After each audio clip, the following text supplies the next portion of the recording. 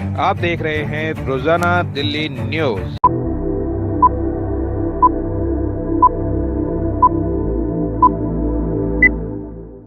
हफ्तों से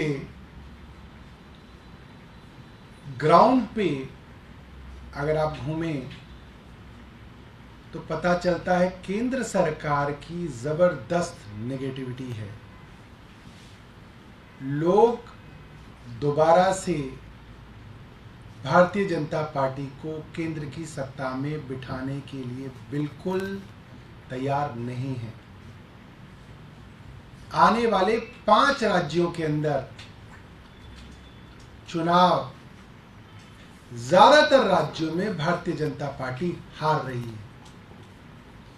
वो चैनल्स जो भारतीय जनता पार्टी की मदद भी करते थे, वे भी अपने ओपिनियन पोल में ज्यादा मदद नहीं कर पा रहे हैं, क्योंकि ग्राउंड पे स्थिति बहुत खराब है। महिला आरक्षण करने की कोशिश कर रहे हैं, गैस सिलेंडर सस्ता करने की कोशिश कर रहे हैं। कल भारत के जाने माने बड़े बड़े पत्रकार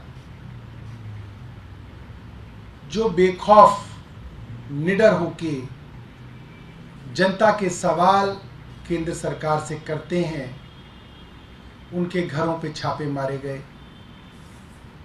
उनको पुलिस थाने ले जाया गया, सुबह से शाम तक पूछताछ की गई, उनको देशद्रोही बताने की कोशिश की। और आज भारतीय संसद में लोगों की सबसे मजबूत आवाज संजय सिंह जी को जिस तरीके से बिना किसी सबूत, बिना किसी ठोस कारण गिरफ्तार किया गया है, ये बात साबित होती है कि प्रधानमंत्री जी जानते हैं कि प्रधानमंत्री जी चुनाव हार रहे हैं और निराशा है,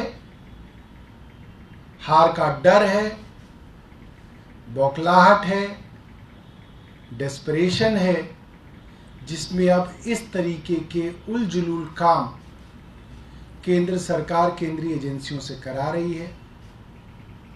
और हर एक सरकार जो तानाशाही की तरफ बढ़ती है, उसके लक्षण होते हैं कि जब सत्ता जा रही होती है तो इस तरीके के कारनामे सामने आते हैं। और इसकी वजह से सत्ता बची किसी की नहीं है, इसकी वजह से सत्ता और तेजी से हाथ से फिसलती चली जाती है।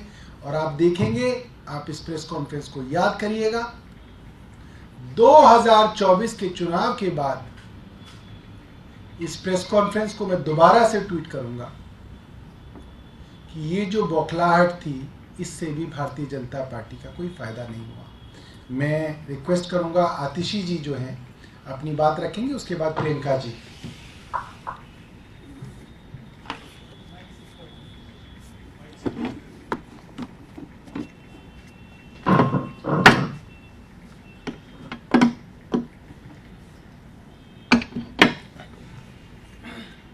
पिछले 15 महीने से भारतीय जनता पार्टी की केंद्र सरकार, उनकी सारी एजेंसीज, उस एजेंसीज के सैकड़ों अफसर सिर्फ एक काम में लगे हुए हैं कि किसी तरह से इस तथाकथित शराब घोटाले में उन्हें 1 रुपए के भ्रष्टाचार का सबूत मिल जाए आम आदमी पार्टी के खिलाफ। लेकिन 1 साल की इन्वेस्टिगेशन के बाद, एक ऐसी इन्वेस्टिगेशन जिसमें सैकड़ों अफसर ईडी के काम कर रहे हैं, सैकड़ों अफसर सीबीआई के काम कर रहे हैं, अपने बाकी सारे इन्वेस्टिगेशंस छोड़ के सारी टीमें इस तथाकथित शराब घोटाले पे लगी हुई हैं। लेकिन 15 महीने के बाद भी 1 रुपए के भ्रष्टाचार का सबूत भारतीय जनता पार्टी की एक भी एजेंसी देश के सामने नहीं रख पाई है। आज जो संजय सिंह जी को गिरफ्तार किया है, वो गिरफ्तारी भी बिना किसी सबूत के आज की गई है। ये गिरफ्तारी क्यों हुई है संजय सिंह जी की?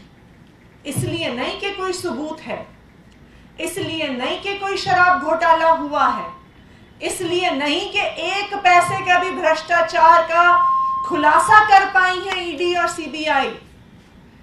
आज संजय सिंह जी का अरेस्ट सिर्फ इसलिए हुआ है क्योंकि भारतीय जनता पार्टी को और प्रधानमंत्री नरेंद्र मोदी जी को अपने खिलाफ आवाज उठाने वालों से डर लगता है, आम आदमी पार्टी से डर लगता है, संजय सिंह से डर लगता है। हम ये देख रहे हैं कि केंद्र सरकार की जो ये बौखलाहट है, जो ये हार की बौखलाहट है, अब इस प्रकार की तानाशाही के रूप में सामने आ रही है। हमने कल ही देखा कि देश के जाने माने पत्रकारों के घर पर रेड हुई, उनको डिटेन किया गया, उनके फोन ले लिए गए, उनके लैपटॉप ले लिए गए। क्यों? क्योंकि वो प्रधानमंत्री नरेंद्र मोदी जी के खिलाफ आवाज उठाते हैं। कल शाम को हमने देखा कि किस तरह से टीएमसी के सांसद जब कृषि भवन गए, कृषि मंत्री से मिलने की कोशिश करी, किसानों की आवाज उठाने की कोशिश करी, तो टीएमसी के सांसदों को किस तरह से घसीट घसीट कर पुलिस ने कृषि भवन से बाहर निकाला। आज हमने देखा कि आज सुबह ही संजय सिंह जी के घर पहुंच गए और 8 घंटे तक ईडी संजय सिंह जी के घर में बैठी रही।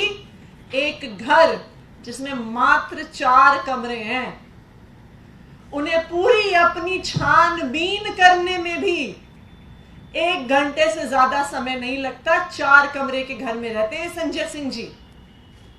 लेकिन यह पहले से एक प्री प्लान्ड स्क्रिप्ट था कि जाएंगे, 8 घंटे बैठेंगे और फिर कहेंगे कि 8 घंटे की पूछताछ के बाद संजय सिंह जी की गिरफ्तारी कर ली।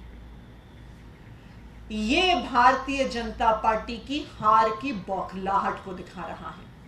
ये प्रधानमंत्री नरेंद्र मोदी जी की हार की बौखलाहट को दिखा रहा है। आज उनको भी पता है कि चाहे आने वाले 4 राज्यों के चुनाव हो, चाहे 2024 का लोकसभा का चुनाव हो, देश की जनता ने अब भारतीय जनता पार्टी को बाहर फेंकने का मन बना लिया है। और जब भी कोई तानाशाही की सरकार देखती है कि उनका समय आ गया है, तो उसके बाद यही सिलसिला शुरू होता है कि जो उनके खिलाफ आवाज उठाएगा उसको जेल में डाल दिया जाएगा। और यही सिलसिला आज भारत में शुरू हो गया है कि चाहे पत्रकार हो, चाहे विपक्ष के नेता हो, उनको एक एक करके चुप करने की कोशिश की जा रही है। लेकिन मैं प्रधानमंत्री नरेंद्र मोदी जी को बताना चाहती हूं कि हम आम आदमी पार्टी के अरविंद केजरीवाल के सिपाही हैं। हम आपकी इन धमकियों से डरने वाले नहीं हैं। आप चाहे आम आदमी पार्टी के हर नेता को जेल भेज दो, आप चाहे हमें फांसी पे टांग दो, लेकिन आम आदमी पार्टी का हर एक कार्यकर्ता, हर एक विधायक, हर एक सांसद, हर एक नेता इस देश के संविधान को बचाने के लिए लड़ता रहेगा। आपने एक मनीष सिसोदिया को जेल में भेजा, 100 मनीष सिसोदिया खड़े हो गए हैं उनकी जगह लड़ने के लिए। आप एक संजय सिंह को जेल भेजेंगे संविधान को बचाने के लिए, 1000 संजय सिंह खड़े होंगे जो इस देश के दबे कुचले लोगों की आवाज उठाएंगे। और इतिहास गवाह है कि हर तानाशाह का अंत इसी तरह हुआ है कि जब उन्होंने अपने विरोधियों की, विपक्षियों की आवाज को दबाने की कोशिश की है, वहीं से उनके अंत की शुरुआत हुई है। और आज जो संजय सिंह जी की गिरफ्तारी हुई है, यह भी भारतीय जनता पार्टी की और उनकी सरकार की अंत की शुरुआत है। प्रियंका जी।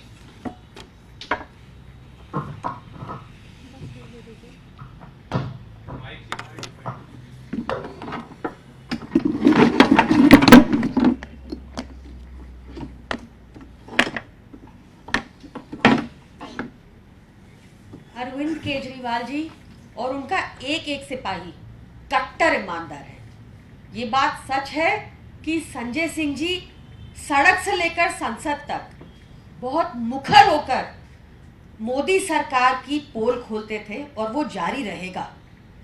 ये बात भी सच है कि भाजपा ने, मोदी सरकार ने अनेकों कोशिशें कर ली अरविंद केजरीवाल जी को तोड़ने की। कभी हमें खरीदने की कोशिश की, हम नहीं बिके, हमें तोड़ने की कोशिश की, हम नहीं झुके, और अब ये लड़ाई और तेज होगी। भाजपा को ग्राउंड पर, जैसा सौरभ भाई ने बताया, आज की डेट में कोई पसंद नहीं करता।